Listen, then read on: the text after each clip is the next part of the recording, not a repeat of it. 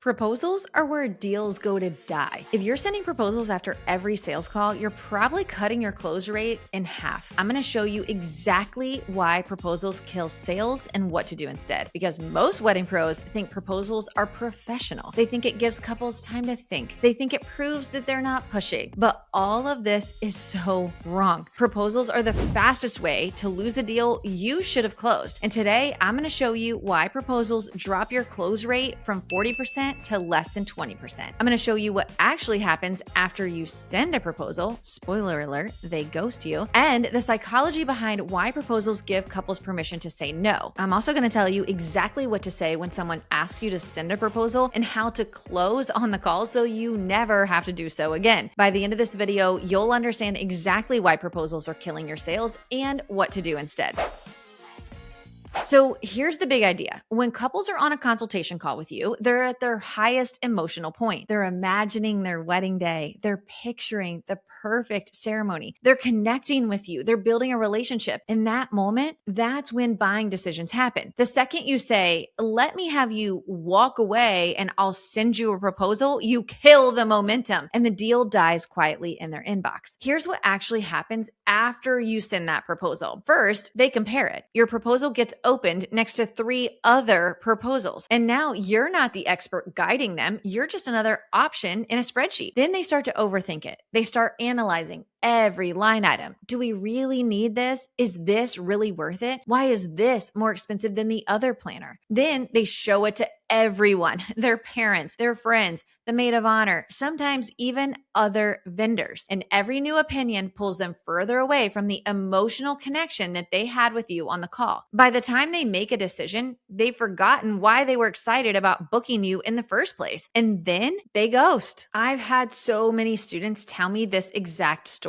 They'd send a proposal after every call, follow up 5 times, sometimes even 10, and they still get ghosted. Then they stopped sending proposals and they started closing on the call, and all of a sudden the ghosting disappeared. Not because the clients changed, but because the process changed. So let's break down the numbers. Our students who close on the calls close around 40% of their total leads. But when they send proposals, that drops to under 20%. That's less than half. So let's just work that math out. If you have 10 consultations every month and you close it, let's just say 20%, you're booking 2 clients. But if you closed those same calls at 40%, you'd book 4 clients. Now imagine that your average client spends $5,000 with you. That means that you're losing $10,000 a month. $10,000 a month. That's $120,000 a year left on the table. Not because your marketing is bad, not because your pricing is wrong, because you're sending a proposal instead of closing the sale during the consultation. And most wedding pros do this for one reason, because they're afraid. They're afraid of sounding pushy. They're afraid of asking for the sale. They're afraid of making people feel uncomfortable. But here's the truth you need to hear. Sending proposals is costing you more money than almost any other mistake that you're making in your business. Because here's what's actually not being said when you're afraid to sound pushy. When you send a proposal, you're giving away all of your power. When you're on a consultation call, you're in control. You're asking questions, you're uncovering their needs, you're presenting your solution. You're guiding the conversation. You're the expert. But the second you send a proposal, the power shifts. Now they decide when they want to respond. They decide if they're going to respond at all. They decide whether to negotiate or just disappear. And suddenly you're refreshing your inbox every 30 minutes, wondering if they're ever going to book. That energy, it's desperate and buyers can feel it. People don't buy from businesses that look like they're waiting for permission. They buy from confident leaders, from experts who know exactly what they can deliver on wedding day to make that couple's vision a reality, and they lead them to that sale. Now, I know what you're thinking, but Brandy, couples ask for proposals. Yeah,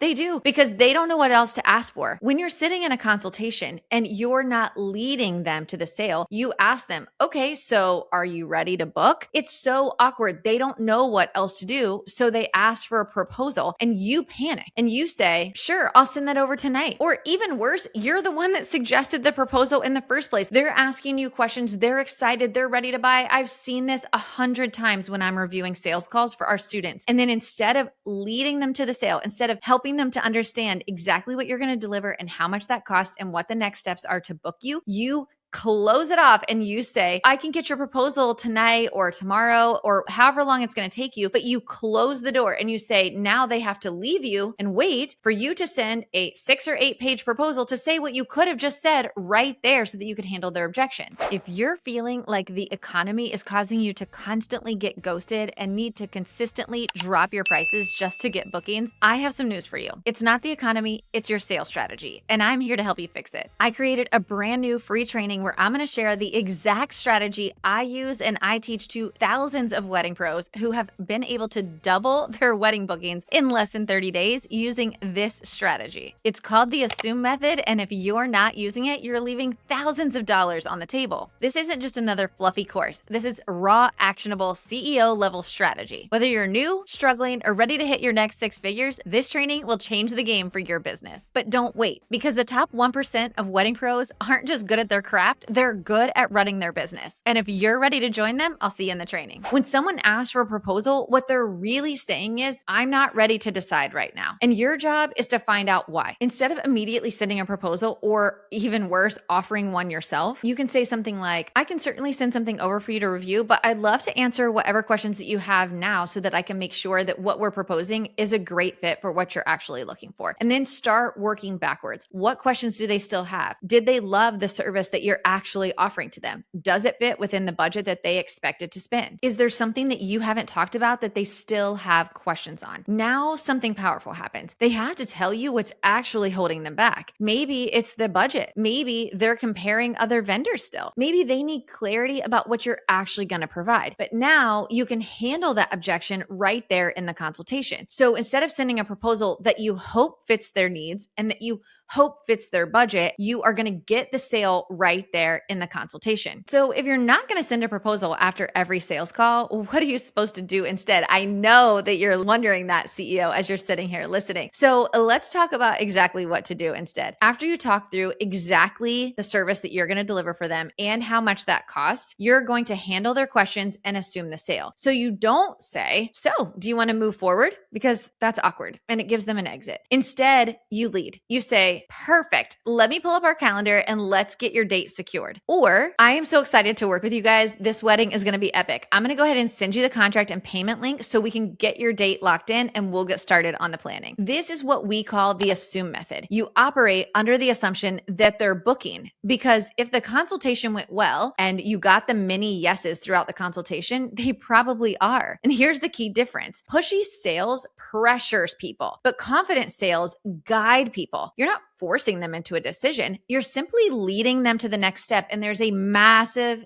difference here. One of our students thought that she was assuming the sale because she would end every consult with, do you want to move forward? And her close rate was about 18%. But once we started reviewing her sales calls and helped her tweak some of her messaging to lead into that assume method, her close rate jumped to 45%. This is more than double her close rate. It was the same service, the same pricing, the same market. It was just a different sales process. CEO, if you're listening to this, let's recap. Proposals give couples permission to shop around, to overthink, and to ghost you. And your close rate is typically half of what it would be if you closed during the consultations. Proposals shift the power dynamic from you to them. And when someone asks for a proposal, it's usually a sign that there's a question or concern that you need to address during the consultation. When you use the assume method to confidently book them, you're going to increase your close rate typically by 2x or more. Here's the hard truth. If you're sending proposals after every call, you are not closing as much as you could be. You're giving away your power and you could be leaving 6 figures or more on the table. If you want help building this sales process that actually closes clients on the call, that's exactly what we teach inside of Wedding Pro CEO. Our students learn how to run consultations that convert consistently without feeling pushy or awkward. They can watch sample sales calls that we as the coaches have done, and they can also get their sales calls reviewed by our coaching team to really make sure that they're doing exactly what they need to do to close that client on the consultation every single time. If you want to see if Wedding Pro CEO is the next right step for you, click the link in the description and book a gap assessment call with our team. Our business consultants will look at your business, your sales process, and show you exactly where you're leaving money on the table and how to fix it. And if Wedding Pro CEO is a great fit and we know that we can help you, we'll walk you through what that looks like. If not, you'll get some pieces of strategy that you can implement into your business right away. CEO, thank you so much for being here. If you loved this episode and you know that it can help another business owner that you know in the wedding industry, please share it with a friend. I will see you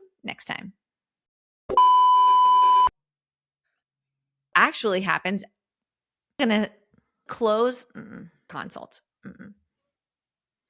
Our